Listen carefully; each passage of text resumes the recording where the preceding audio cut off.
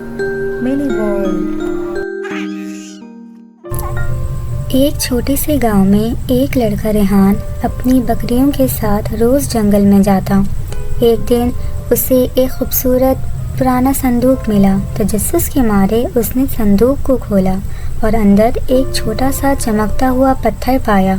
جیسے ہی ریحان نے پتھر کو چھوا، ایک دیو ہیکل جن نمودار ہوا۔